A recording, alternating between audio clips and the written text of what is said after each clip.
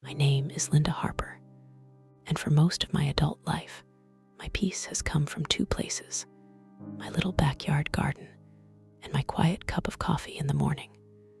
I'm 53, divorced, living in a small, older house at the edge of a comfortable American suburb.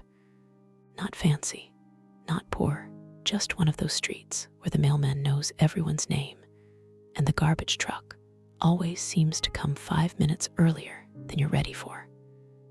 My kids are grown now. My daughter, Megan, lives a few hours away with her husband and their 2 little boys.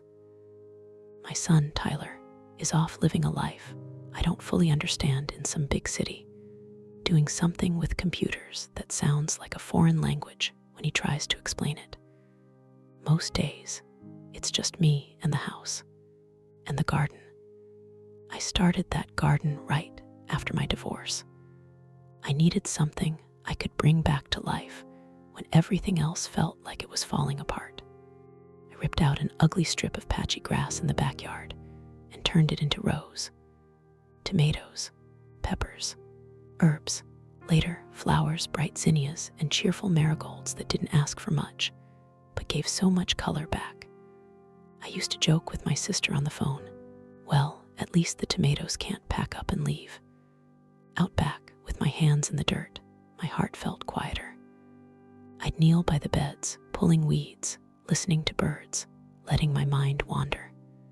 Sometimes I'd cry a little. Sometimes I'd talk to myself. Sometimes I'd just breathe. By the time I turned 50, that garden was more than a hobby. It was my therapy, my prayer, my proof that yes, good things can grow again after things are torn up. Which is why, when my new neighbor moved in, I had no idea he was going to be the one to test everything I thought I knew about kindness, anger, and karma. He arrived in late spring, moving truck, loud music, and carrying in big pieces of furniture, while a large silver pickup truck idled in the driveway. His name was Steve, mid-40s, divorced, from what I later heard. 2 teenage boys who visited on weekends, and a dog that barked at everything that moved, including its own shadow. At first, I was hopeful. New neighbors meant maybe new friends, or at least someone to wave at across the driveway. The couple that lived there before him had been quiet, almost too quiet. We shared polite smiles and the occasional nice weather, but that was it. I made a batch of brownies the second night after I saw the truck gone and just his car in the driveway. I'm old-fashioned that way. You welcome people. I carried the plate next door, took a breath, and knocked. He opened the door after a moment, phone in hand, eyes distracted. "Hi," I said, giving a small wave. "I'm Linda. I live right next door." I nodded toward my house. Just wanted to say welcome to the neighborhood. He blinked like he was trying to refocus. Then he glanced at the plate in my hands. "Oh," he said. "Hi, thanks." His voice wasn't rude exactly, just rushed, like I had interrupted something important. I smiled anyway. "These are brownies," I said, because my brain felt like it needed to fill the silence. "If you like chocolate. If not, you can regift them and I'll never know." That got a tiny twitch of his mouth that could have been a smile. "Chocolate is good," he said. "Thanks, Linda," you said. "Yep," I replied. "If you need anything, trash day reminders, where the best grocery store is, what plumber not to call. I've been here a while." "Good to know," he said. He took the plate. We exchanged a few more awkward sentences, and I went back home telling myself, he's just tired. Moving is stressful. Give it time. I did. Over the next few weeks, I noticed a pattern. He worked a lot. Left early, came home late. On the weekends, he had his boys. There was shouting and laughter, and the occasional basketball hitting the side of my house. Nothing terrible, just teenage energy. But there were little things. His dog, Duke, liked to wander into my yard. At first, I didn't mind. I'm not one of those people who hates dogs. I'd scratch his head and send him back. Then I started finding presents in my flower beds. I bought a small, tasteful sign. Please keep pets out of the garden.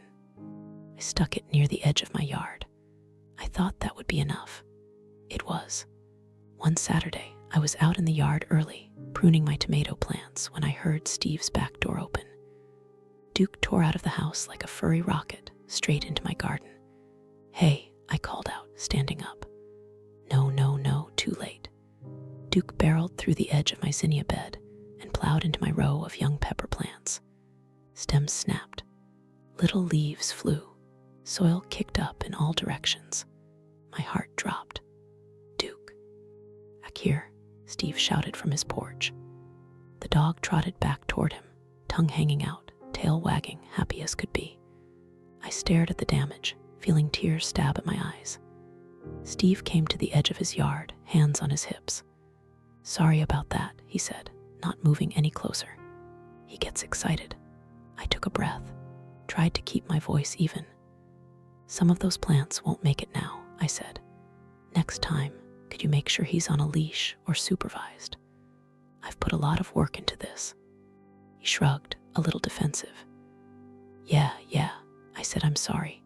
They're just plants. They'll grow back, just plants." That hit me harder than I expected.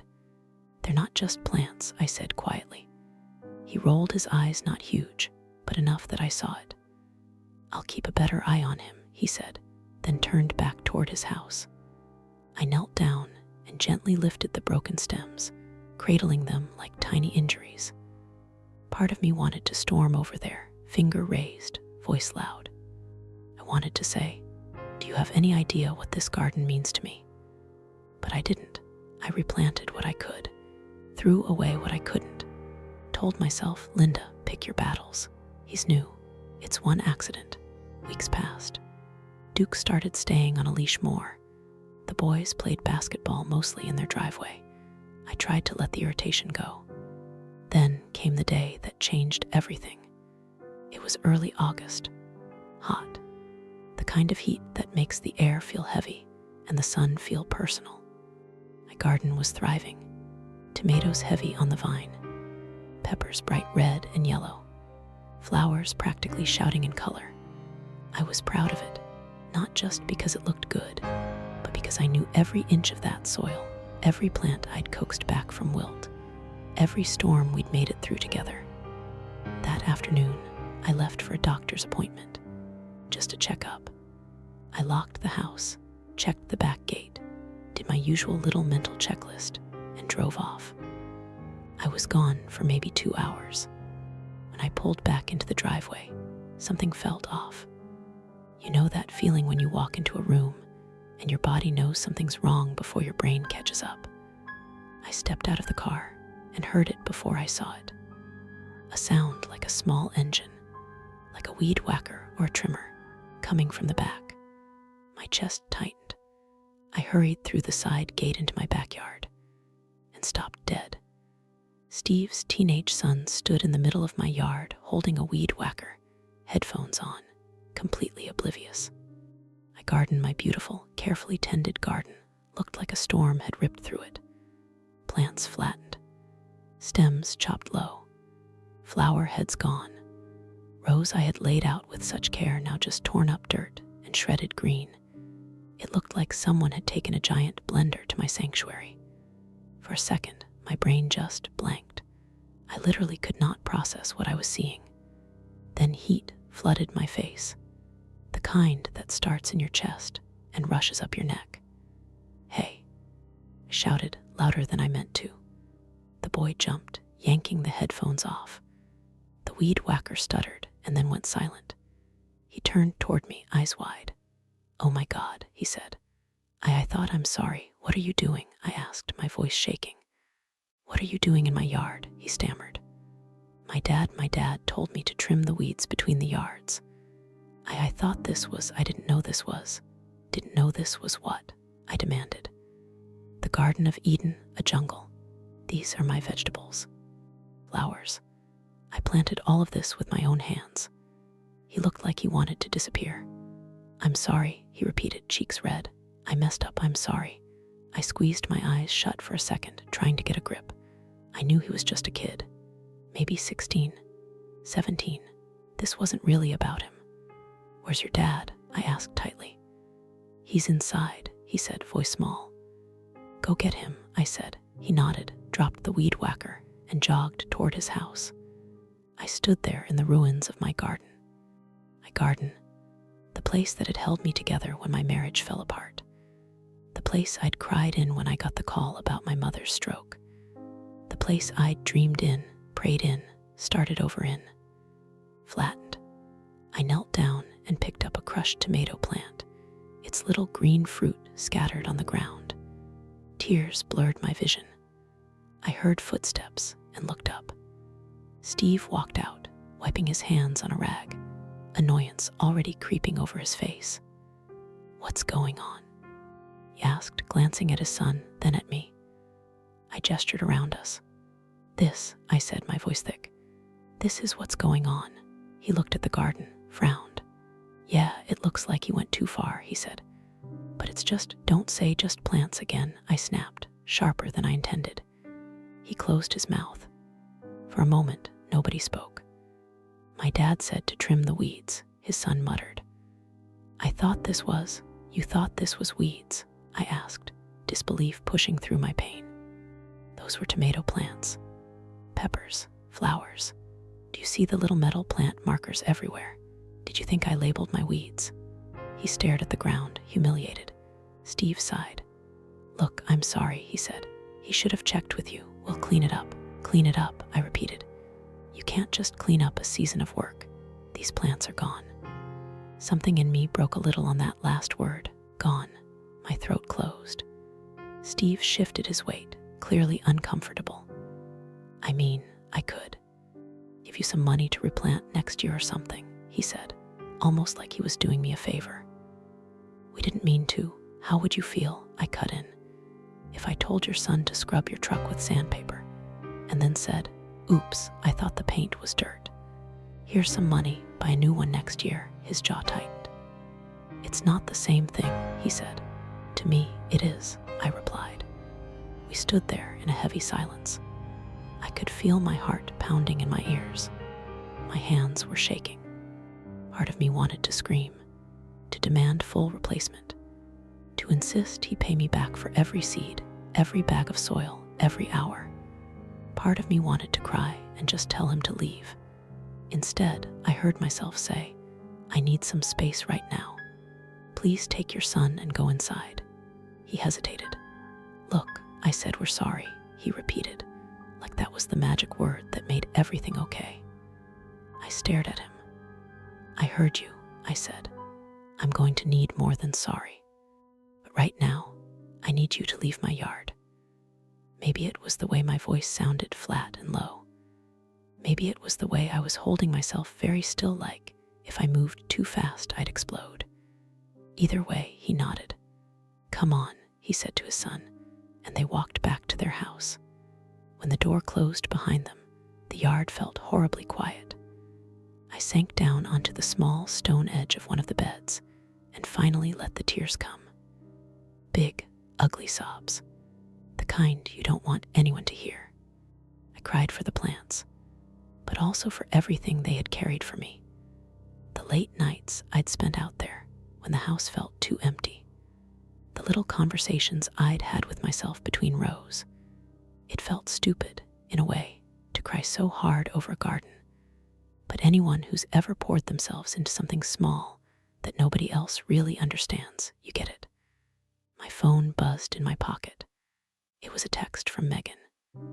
"Hey, Mom. The boys drew you a picture of a garden today. Want me to send it?" The timing was almost cruel.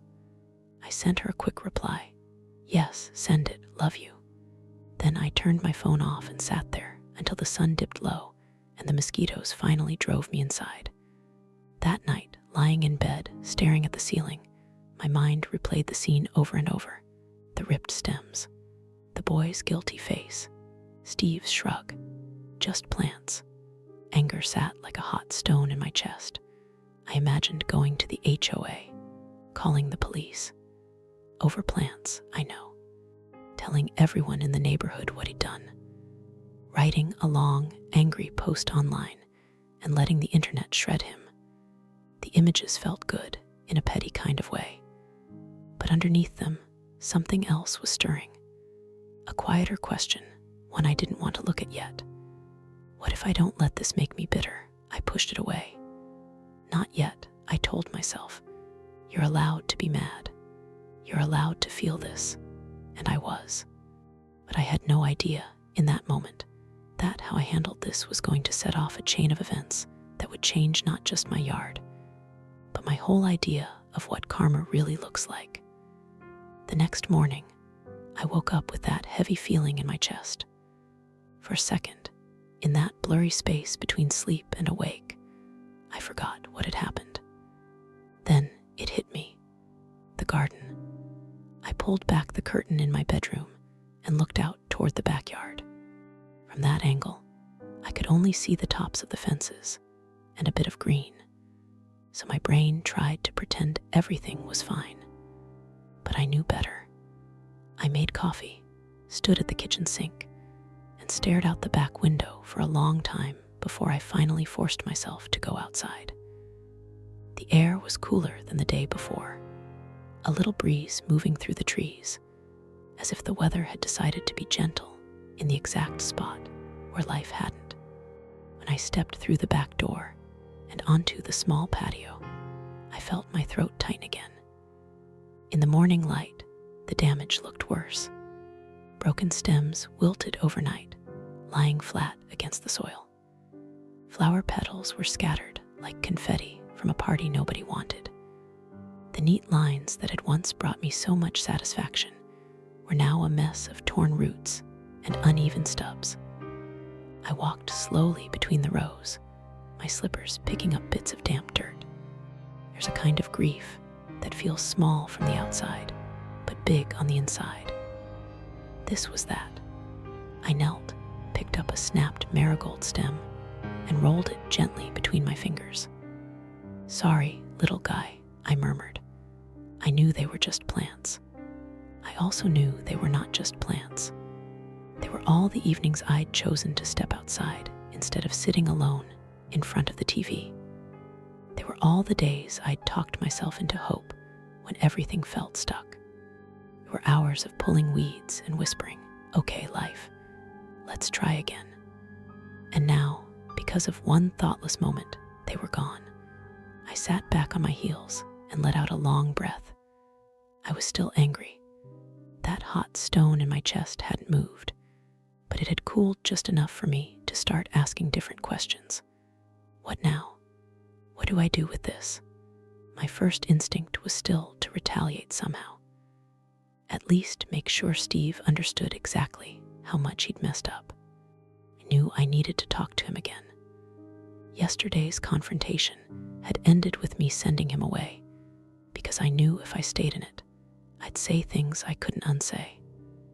Now, in the soft light of morning, I felt not calmer exactly, but more aware of the fork in the road in front of me. I could choose to let this become a full-blown war, or I could choose something else. At that exact moment, the back door of Steve's house slid open. Duke trotted out, tail wagging. Steve followed, wearing a t-shirt and athletic shorts, holding a travel mug. He spotted me in the yard and hesitated. "Morning," he called, voice cautious. I straightened, wiped my hands on my robe, and turned toward him. "Morning," I said, my tone neutral. He walked a little closer to the property line, staying on his side of the fence, but near enough that we wouldn't have to shout. He looked at the garden and winced. "It looks worse today," he said, scratching the back of his neck. "Things usually do in the daylight," I replied. He nodded, looking uncomfortable. "Listen," he started, "about yesterday. I know I cut in, you're sorry." He opened his mouth, then closed it again, like he realized that wasn't enough this time. He took a breath. "I am sorry," he said slower. "Really. I went out there after you went inside. I saw it up close. I didn't realize how much you had going on. I should have paid more attention. I should have taught my kid better." I looked at him. For the first time since the move, he actually looked me in the eye without his phone in his hand, without his attention halfway somewhere else. "What were you thinking?" I asked, not accusing, just truly wanting to understand. "When you told him to trim the weeds, did you not see the rows, the markers, the flowers?" He sighed. "I was thinking about getting the yard ready for the weekend," he admitted. "The boys invited a couple of friends over. I wanted things to look nice. I saw green stuff along the fence line and said, 'Take care of that.' I didn't look closely. That's on me." I could feel my jaw clenching. "So my garden was just green stuff to you," I said. "At the time, yeah," he said honestly. "Now I know better." There was something about the way he said that, no excuse, no spin, that made a crack in my anger wall. A tiny crack, but still. "I can pay you back," he went on. "For the plants, the soil, whatever it cost. We can go to the nursery together if you want." "It's not just about the money," I said. "I know," he replied quietly. "But it's a start." He glanced at his house, then back at me. "My kid feels terrible," he added. "He didn't sleep much last night. He kept saying, 'She's going to hate us forever, Dad.'" I swallowed. "I don't hate him," I said. "He's a teenager. He was doing what his dad told him. He should have paid attention, but this isn't all on him." Steve nodded slowly. For a moment, we just stood there, two exhausted adults with our own private piles of stress, having crashed into each other in the most ridiculous, painful way. "You must really love this garden," he said after a pause. I let out a small, humorless laugh. "You have no idea," I replied. "Then explain it to me," he said quietly. "Because clearly I don't get it." I looked at the torn-up rows, and something in me softened just a little. "I started it after my divorce," I said. "The house was too quiet. I needed something living to take care of that wasn't going to pack a bag and leave. I've rebuilt this space piece by piece since then. Every time life knocks me down, I come out here and put something in the ground. It's not just plants to me. It's proof." He frowned, but not in a dismissive way, more like a man hearing something outside his world. "Proof of what?" he asked.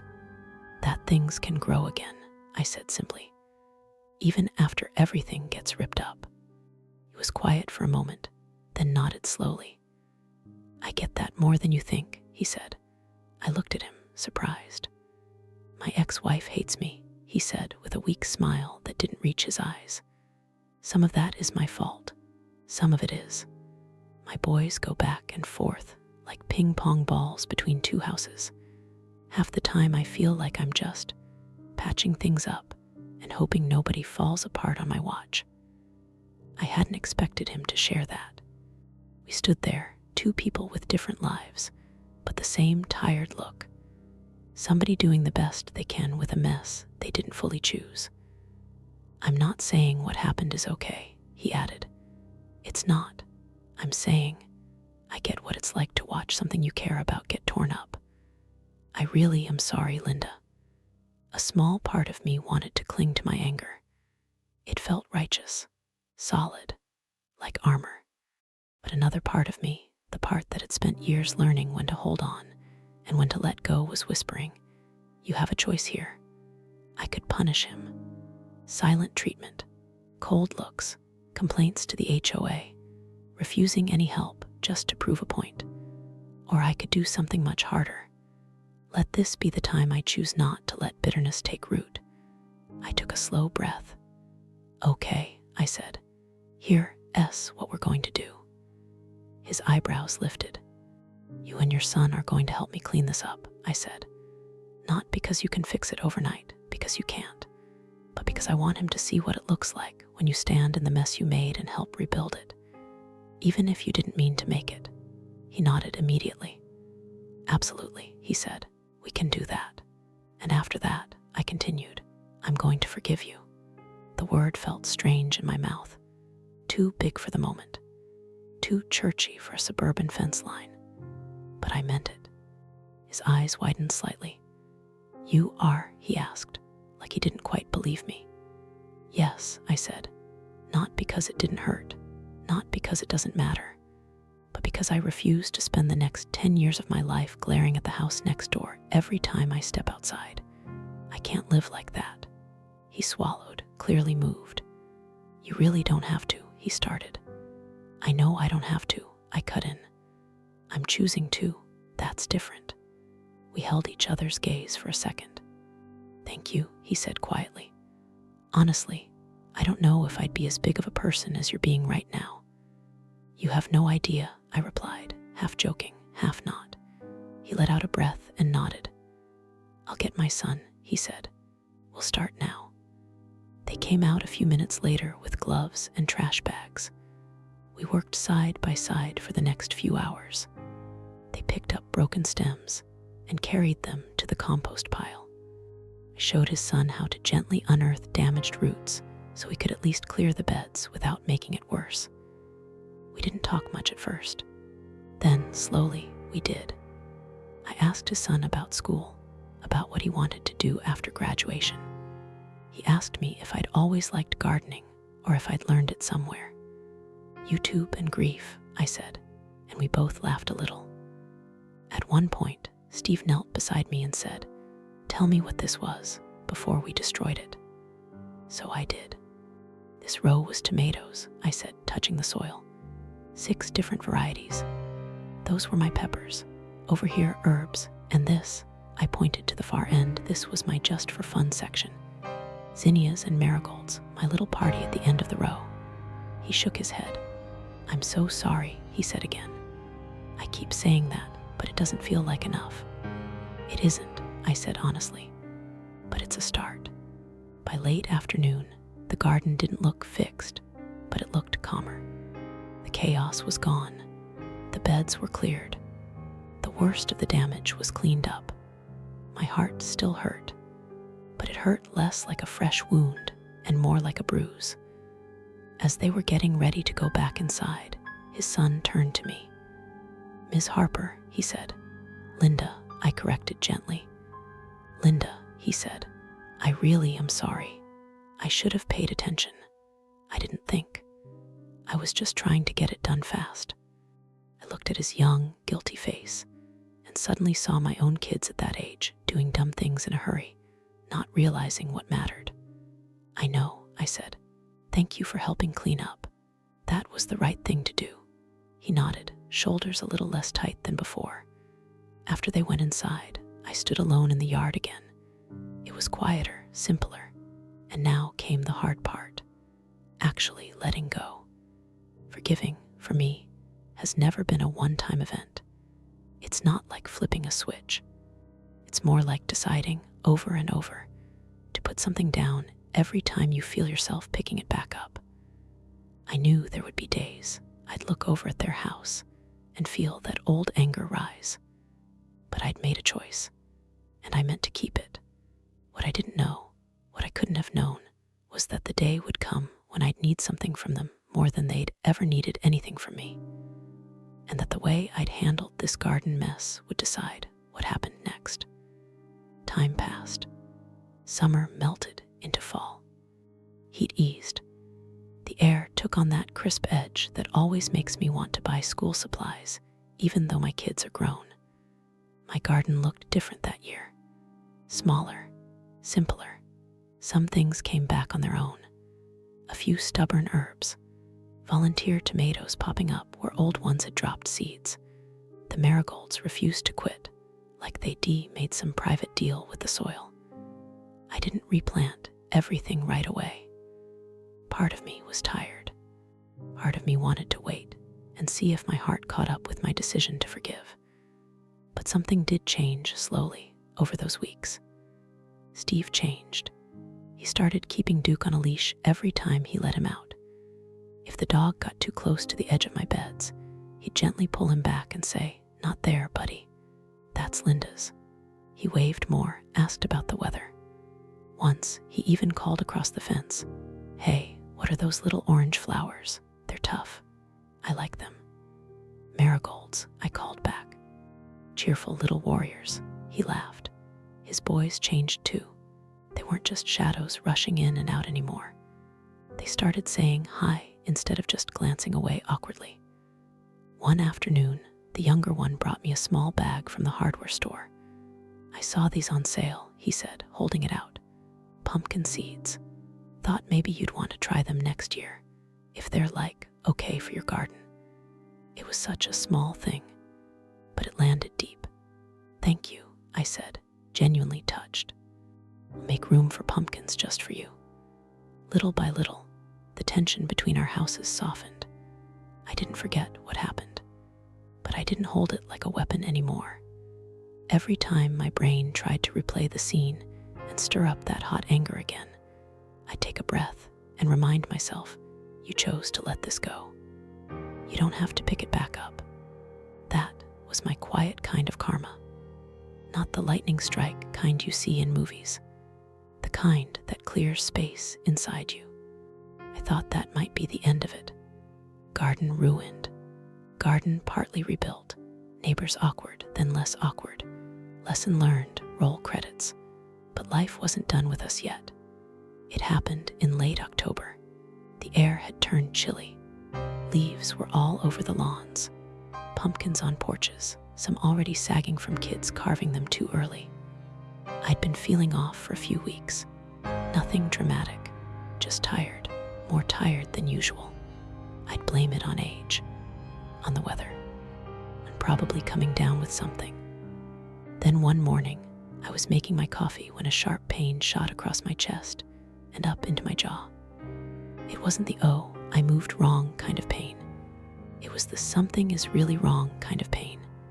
My mug slipped from my hand and crashed into the sink. Hot coffee splashed, but I barely felt it. My heart started pounding. Breath came short. A cold sweat broke out across my back. I grabbed the edge of the counter to steady myself. "No," I whispered. "No, no, no." I was alone in the house. My phone was across the room on the table. I tried to walk to it. My legs felt like they were made of wet sand. Halfway there, the room tilted. My vision went blurry around the edges. I did the only thing I could think of. I yelled, "Help!" It came out weaker than I hoped. A broken, strangled sound. I tried again. "Help! Somebody!" The last word dissolved as my knees gave out. I hit the floor hard, breath ragged, heart hammering so loud it drowned out everything else. I don't remember much after that. Just flashes. The kitchen ceiling above me. The distant sound of a dog barking. My own small, scared thought, "I don't want to die alone on this floor." Then, suddenly, footsteps. "Linda," a voice called, panicked. "Linda, where are you?" It was Steve. My front door slammed open. More footsteps. Then his face was above mine, upside down in my vision, eyes wide with fear. "Oh my God," he said. "Linda, can you hear me?" I tried to answer. I think I did. It probably sounded like air leaking out of a balloon. He knelt beside me, his hands shaking. "Don't move," he said. "I'm calling 911. Just stay with me, okay? Stay with me." I heard him fumbling with his phone, his voice urgent as he gave our address. "Chest pain," he said. "She's on the floor. She's breathing but barely. Please hurry." He put the phone on speaker and took my hand. I remember that clearly. His hand around mine, solid and warm. "Hey," he said, voice softer now, like you talk to a frightened child. "Don't you dare check out on us, okay? I still owe you a garden." The dispatcher's voice was a calm buzz in the background, asking questions, giving instructions.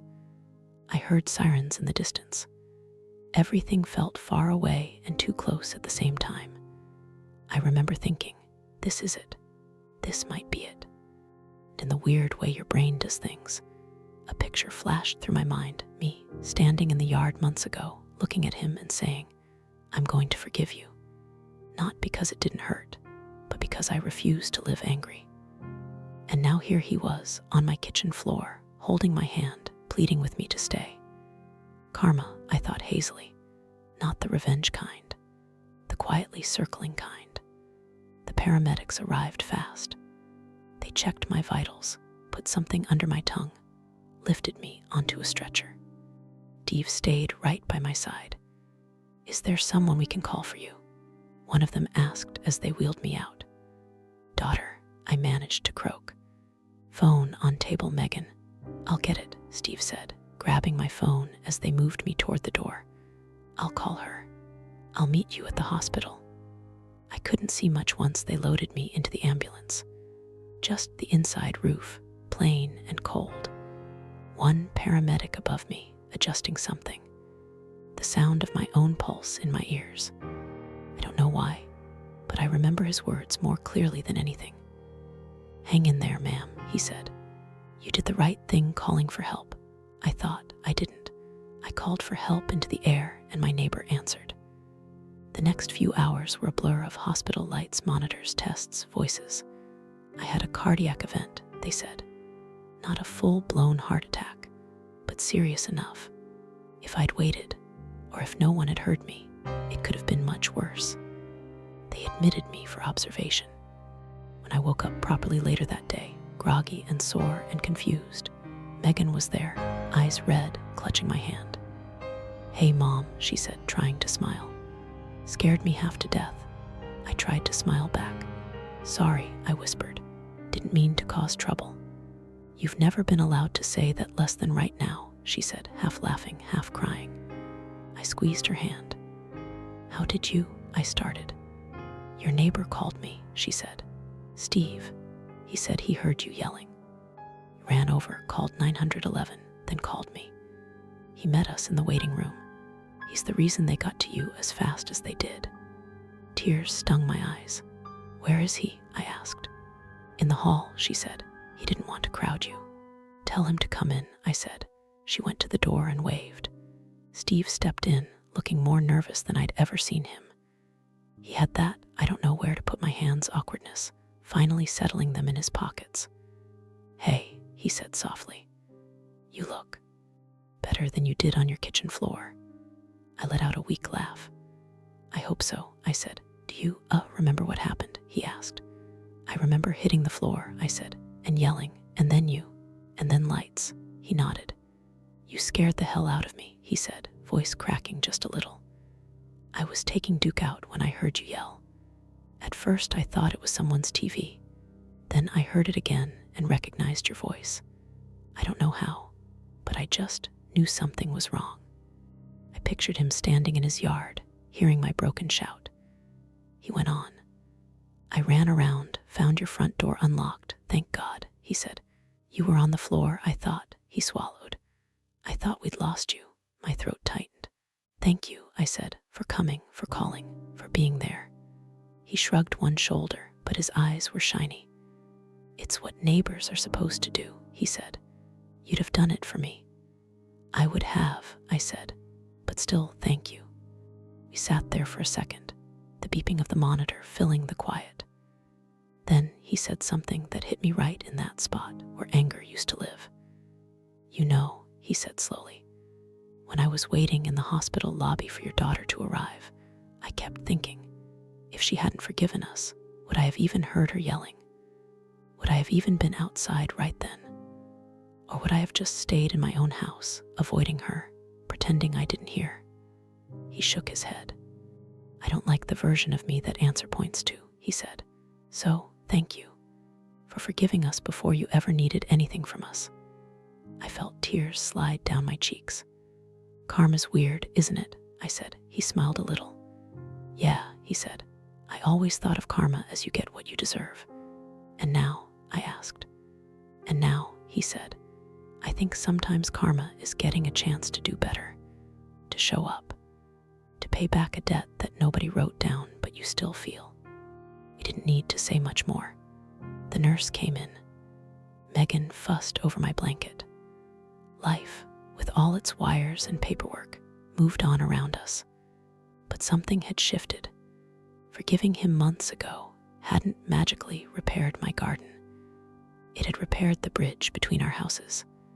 And that bridge, on that morning, might have been the difference between me making it to the hospital or not.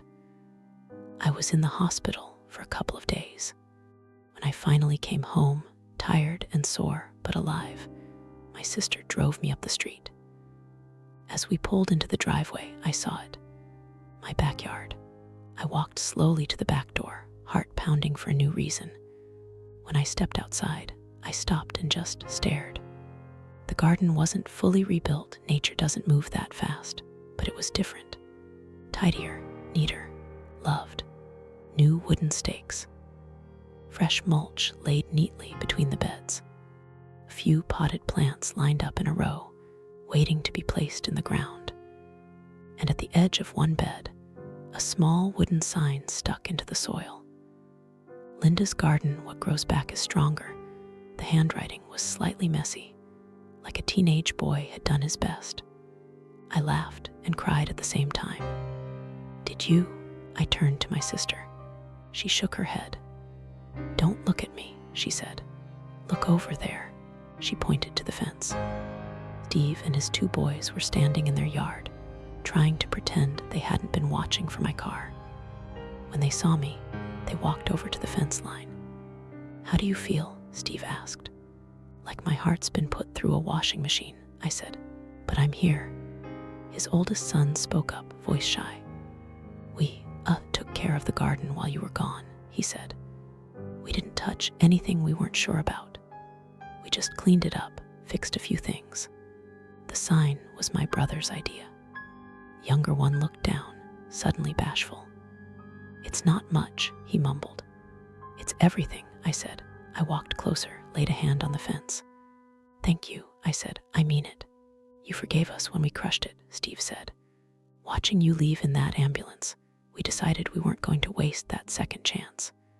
This garden is just plants anymore, even to us." We all laughed softly at that. For the first time since they moved in, it didn't feel like my house and their house. It felt like a little community. 2 yards, 2 families, 1 story. Months later, when my doctor cleared me for light yard work again, I went out with my gloves and tools. The boys came over, asking, "What can we do?" Steve showed up with a tray of seedlings he'd bought from the farmer's market. Megan visited with her kids, who ran between the rows, giggling. My garden looked different than it did before that awful day with the weed whacker. But in some ways, it was better. It had fingerprints from more than just me now. It held more than my own story. We had all planted something in that soil. Humility, forgiveness, responsibility, second chances. Standing there, watching this little patch of earth come back to life with help I never would have imagined accepting a year earlier, I realized something. Karma hadn't punished Steve for what he did to my garden.